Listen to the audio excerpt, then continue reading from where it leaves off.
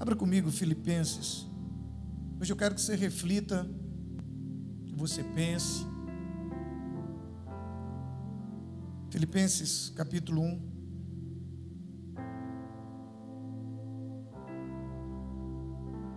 A partir do versículo 20. Uma coisa que a pandemia veio revelar foi a natureza da nossa fé como igreja. Tem muitas coisas, tem muitos comportamentos que nós temos visto que é perfeitamente normal, comum e compreensível para quem não conhece a palavra, para quem não serve a Deus, para quem não é cristão. Mas há muitas coisas que, para mim, do ponto de vista bíblico, são incompreensíveis para quem diz que crê na palavra, para quem diz que crê em Deus, para quem diz que acredita que Ele está vivo. Essa é uma época que a gente canta muito, porque Ele vive, eu posso crer no amanhã. Mas a gente vive como se o amanhã não fosse uma certeza. Porque esse amanhã, que a Bíblia diz que nós podemos crer que existe, porque Ele está vivo, fala da eternidade. Hoje eu postei na minha rede social, que isso já vinha. Não adianta você cantar que Ele vive, se você vive uma vida como se Ele tivesse morto. Porque tem muita gente vivendo uma vida como se Ele tivesse morto, como se a morte o tivesse derrotado, como se a morte pudesse vencê-lo. Porque se a Bíblia diz que Ele está vivo, e se nós cremos que Ele está vivo, se nós cremos que Ele é o mesmo ontem, hoje, eternamente, se a gente acredita naquilo que está escrito acerca dEle, não há nada o que temer, nem mesmo a morte. E dentro da perspectiva da igreja que nós queremos ser, a igreja que eu vejo é uma igreja que não tem medo de nada, inclusive da morte. Uma igreja que tem medo da morte é uma contradição, querido.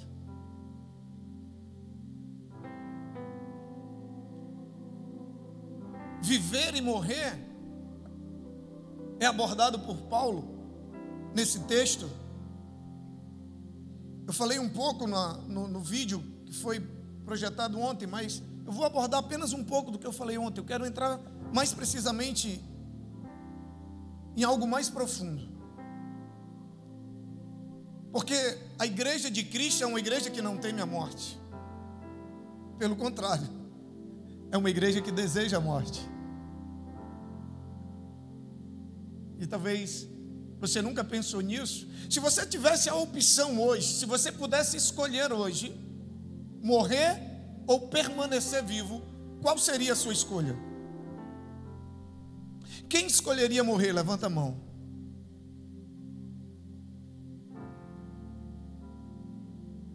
A nossa situação é muito séria como igreja. Eu estou falando sério.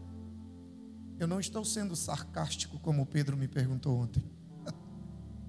Ontem eu falei algo para ele, ele falou: sério, papai? Eu falei: sério. Ele falou: pensei que você estava sendo sarcástico. Falei: legal. Eu estou falando sério. A realidade da igreja brasileira, que é a que eu conheço, acerca da qual eu posso falar, é muito séria. A realidade do evangelho que a gente vive é muito sério. A realidade da natureza e da qualidade da nossa fé é muito séria. Olha o que o texto diz. Paulo está falando para os filipenses, a partir do versículo 20, ele diz: eu aguardo ansiosamente, e eu espero que em nada serei envergonhado. Ao contrário, com toda a determinação de sempre, também agora, Cristo será engrandecido no meu corpo, quer pela vida, quer pela morte. Paulo estava preso nesse momento. E Paulo está dizendo: independente do que aconteça, o nome de Cristo vai ser engrandecido na minha vida, queridos. Eu tenho muita dificuldade com algumas coisas, e eu tenho me controlado muito para não postar alguns vídeos que tem queimado no meu coração, porque eu sei que vai dar um rebuliço grande. Porque a gente vê muita gente dando glória a Deus porque foi curado, dando glória a Deus porque venceu o Covid, mas eu não vi até hoje nenhum cristão na rede social dar glória a Deus porque alguém morreu em Cristo. E o ímpio não fazer isso é normal, agora para o cristão não. Isso revela a falta de maturidade da nossa fé. Então quer dizer que Deus só é Deus se curar? Então quer dizer que Deus só vai ser glorificado se a coisa acontecer do jeito que nós gostaríamos que acontecesse?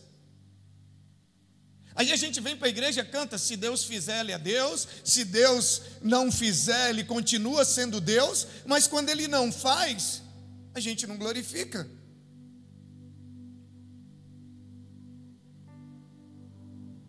Aquilo que a gente canta contraria completamente aquilo que a gente vive. Paulo ele diz: independente do que aconteceu, o nome de Deus, o nome de Cristo vai ser glorificado, o nome de Cristo vai ser engrandecido no meu corpo. Paulo estava dizendo assim, ó: se eu tiver que morrer para o nome dele ser engrandecido, que aconteça. Olha o que diz o versículo 21. Eu quero que você pense, eu quero que você acompanhe comigo aqui. Aleluia. Porque para mim o viver é Cristo e o morrer é? E o morrer é? Como entender uma geração que olha a morte de uma perspectiva completamente diferente daquilo que a Bíblia diz? Paulo está dizendo: para mim o viver é Cristo e o morrer é lucro. Se Paulo está dizendo que para ele o morrer é lucro, olha, o restante do texto por si só explica. Caso eu continue vivendo no corpo, lembra que Paulo estava preso, ele estava ameaçado de morte, ele já tinha visto muitos cristãos serem mortos, perseguidos. Então a morte era iminente para Paulo. Para ele a menor possibilidade que tinha era dele sair vivo. Caso eu continue vivendo no corpo, terei fruto do meu trabalho e já não sei o que escolher. Paulo está dizendo assim: se não me matarem, eu já nem sei o que eu quero. Se eu quero viver mesmo ou se eu quero morrer, se eu quero permanecer vivo ou se eu quero partir. Depois ele parece que decide tomar uma decisão. Aí ele diz: estou pressionado dos dois lados. Desejo partir e estar com Cristo, o que é muito melhor. Contudo, é mais necessário, por causa de vocês, que eu permaneça no corpo. Quando Paulo diz que para ele o morrer é lucro, os próximos versículos ele diz: gente, deixa eu falar uma coisa para vocês. Por mim, o meu desejo é de partir e estar com Cristo, porque eu sei que é muito melhor. Agora, eu sei que eu vou ficar um tempo por causa de vocês, para que a fé de vocês, a alegria de vocês seja fortalecida. Para o seu progresso, convencido disso estou, versículo 25, sei que vou permanecer e continuar com todos vocês, para o seu progresso e alegria na fé.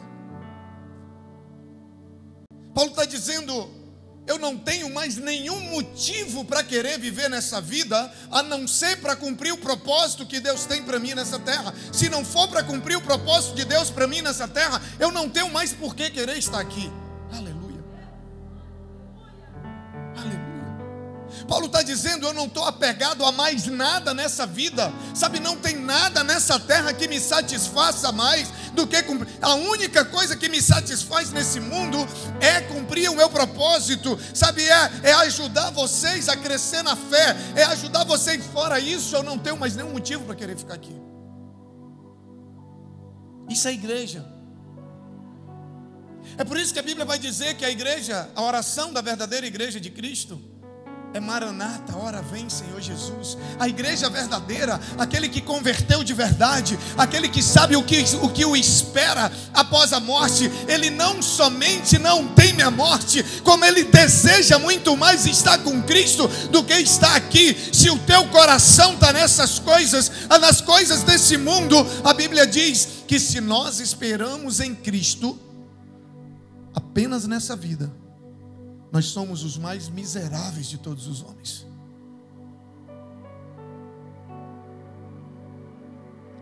Querido, isso aqui é panelada, feijoada. Só aguenta quem tem. O problema é que a gente está acostumado com leite, a gente está acostumado a ser entretido, a gente está acostumado a ser acariciado, a gente está acostumado, sabe, com coisa leve, mas o Evangelho de Cristo é revelação profunda. A gente está querendo viver um Evangelho que nos faça viver uma eternidade na terra, enquanto que o Evangelho de Cristo, a promessa dele é de uma eternidade ao lado do Pai. A gente está vivendo um Evangelho como se o melhor que ele tivesse para nós fosse aqui na terra, mas o Evangelho de Cristo, a melhor e a maior promessa dele para nós é a eternidade.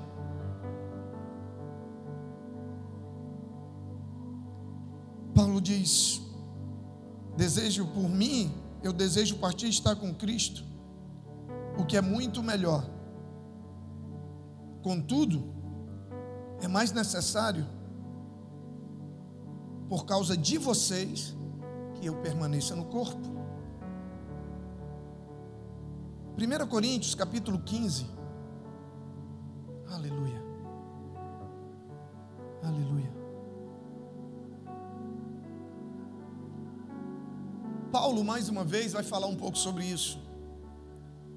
Irmãos, quero lembrá-los do evangelho que preguei a vocês, o qual vocês receberam e no qual vocês estão firmes.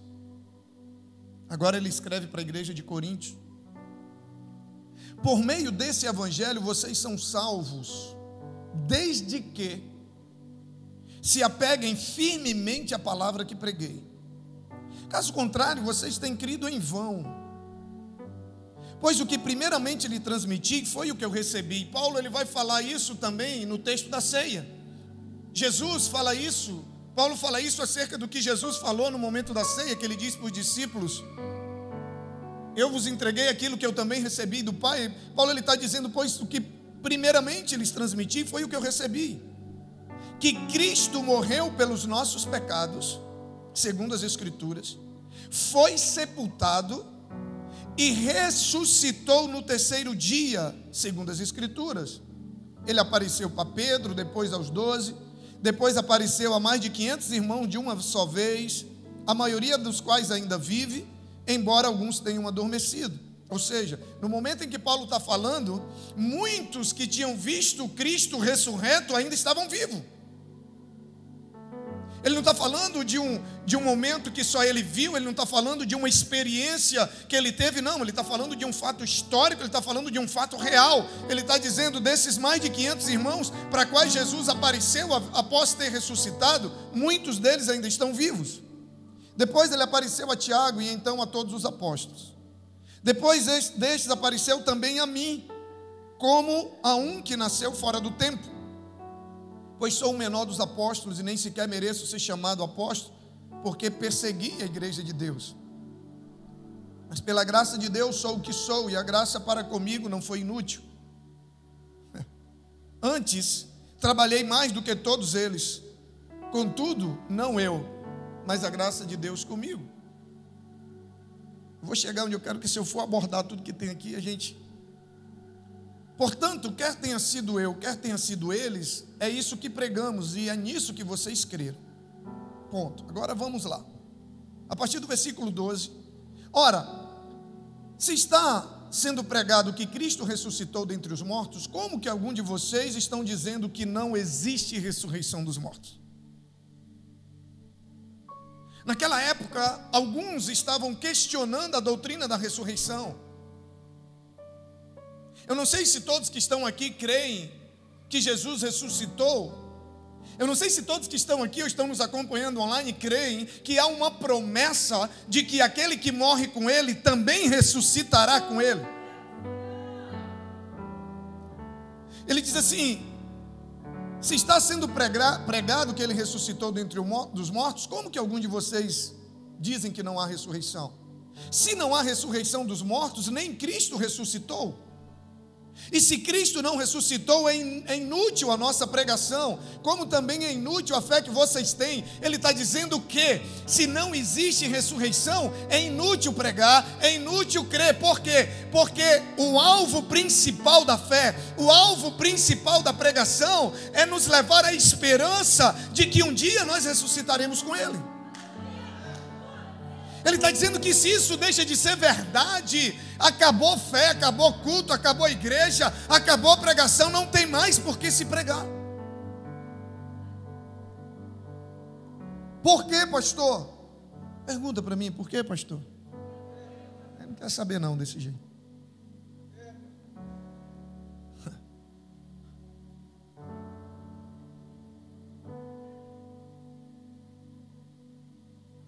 Mais que isso,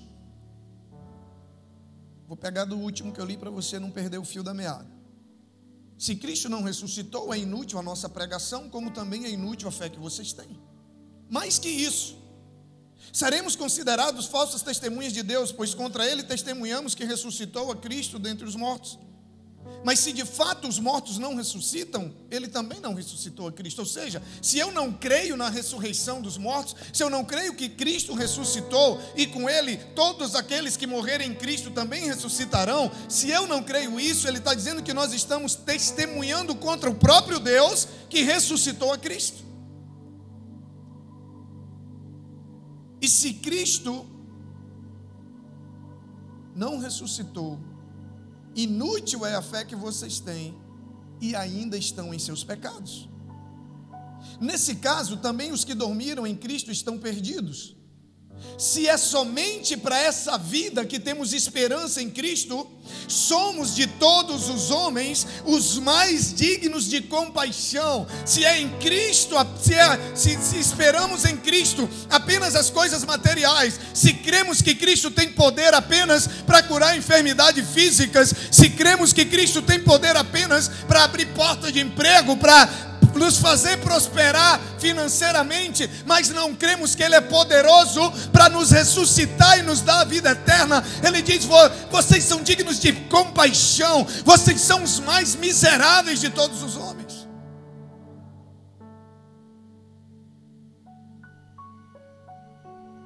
Mas de fato Cristo ressuscitou dentre os mortos, sendo Ele a primícia entre aqueles que dormiram. Visto que a morte veio por meio de um só homem, também a ressurreição dos mortos veio por meio de um só homem. Pois da mesma forma que em Adão todos morrem, aleluia, em Cristo todos serão vivificados.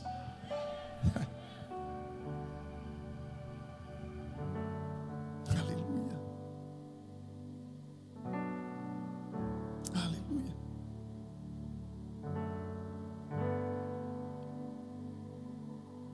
Qual é a razão da tua fé? Você já parou para se perguntar nisso? Em que está baseada a tua fé?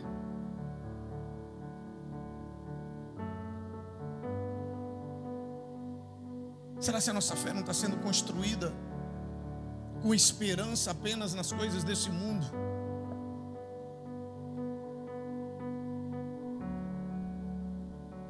Porque, querido, para um cristão, para alguém que crê que Cristo ressuscitou,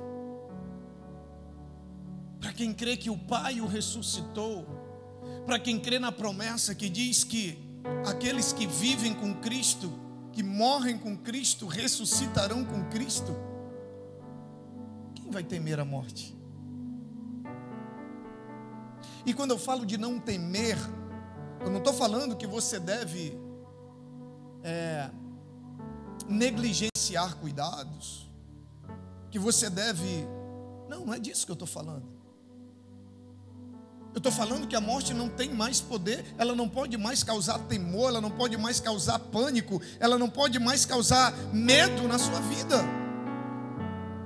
Porque a pior coisa que pode acontecer com você, aos seus olhos nessa vida, é morrer. Só que a Bíblia diz, Paulo ele vem dizer que ele sabe que morrer e estar com Cristo é muito melhor. Por quê? Porque ele sabe que quando ele morrer, ele tem um desejo tão grande de estar perto de Cristo. A presença de Deus o agrada tanto a ele, sabe? Ele sabe tanto o que é, ele tem tanto prazer em estar perto de Deus, que ele sabe que quando ele morrer, ele vai estar ainda mais perto do Pai. Ele vai desfrutar de uma intimidade ainda maior. E ele diz, ei, por mim eu já tinha ido, eu só estou aqui porque Deus tem um propósito na minha vida por causa de você.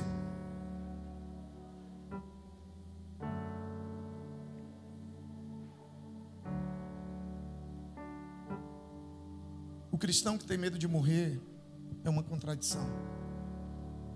É uma contradição. Sabe qual é o medo que eu tenho? De Deus me deixar viver a eternidade nesse mundo. Esse mundo me assusta. Essa vida me assusta, me dá medo. A eternidade não. Eu sei o que me espera. Eu sei.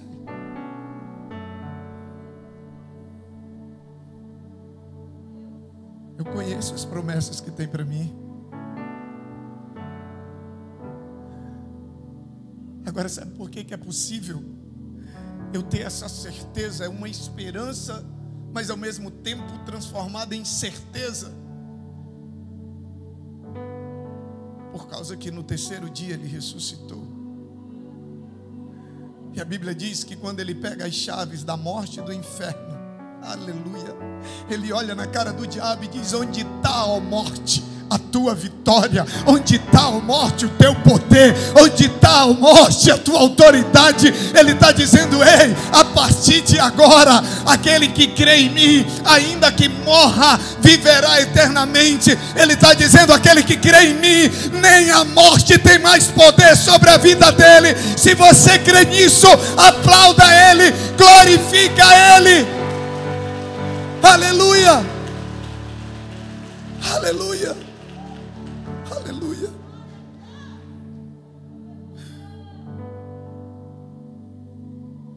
Como ter medo?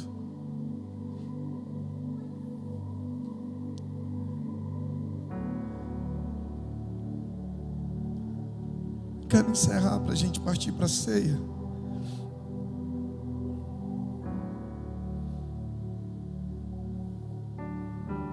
Aleluia.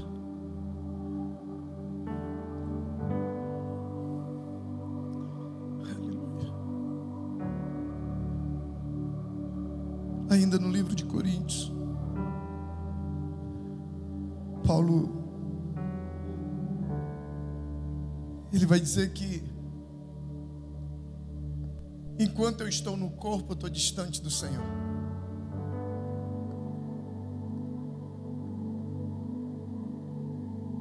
Você sabia que, por mais que você tenha todas as suas necessidades supridas nesse mundo, se você realmente serve a Deus, ama a Deus, você não consegue ser plenamente feliz. Você vive uma vida abundante, mas a alegria, o gozo pleno é impossível. Sabe por quê? Porque a necessidade e a dor do outro nos atinge, nos alcança. Como que você vai conseguir ser 100% feliz sabendo que alguém está? É por isso que não existe a vida plena, não existe aquilo que não existe uma vida sem sofrimento. Enquanto que a promessa da eternidade, a Bíblia diz que não haverá mais choro, mais pranto, mais lágrima. A Bíblia diz que é Ele mesmo quem enxuga dos nossos olhos toda lágrima.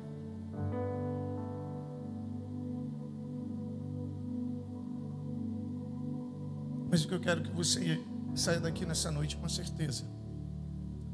E aí eu volto para o primeiro texto que eu li, quando Paulo diz: o viver para mim é Cristo e o morrer é lucro.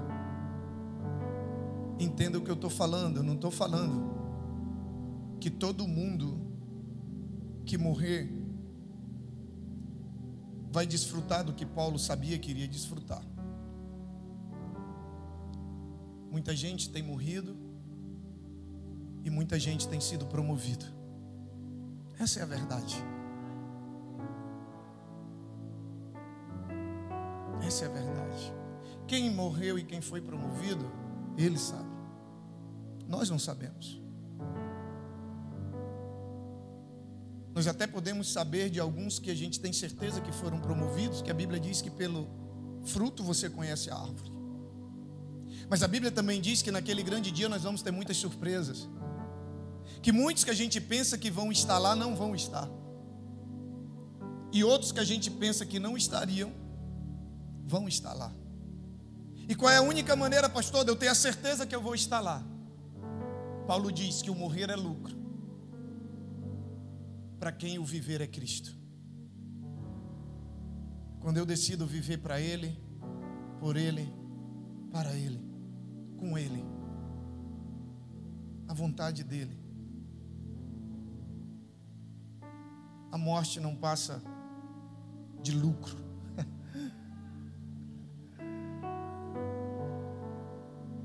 Nós precisamos amadurecer muito como igreja. Nós precisamos amadurecer muito a nossa fé. Nós precisamos passar a crer de verdade naquilo que a gente diz que crê. Porque tem hora que a nossa vida cristã parece uma esquizofrenia. Eu estou cantando que Ele está vivo, e que porque Ele está vivo eu posso crer num amanhã ao lado do Pai. E ao mesmo tempo eu estou em pânico com a possibilidade desse amanhã chegar. Eu não entendo. Eu não entendo.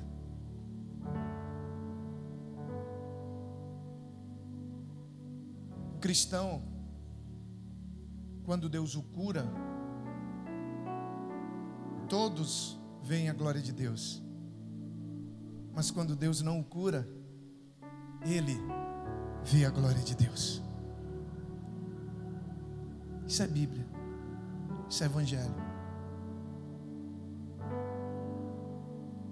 Agregado a isso, tem tantas promessas para nós nessa vida? Tem.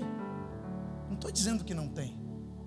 Eu estou dizendo para você que o que deve mover o meu e o seu coração a viver uma vida com Cristo, a viver uma vida de obediência, é a promessa de que há um amanhã muito melhor do que o hoje, esperando por mim e por você.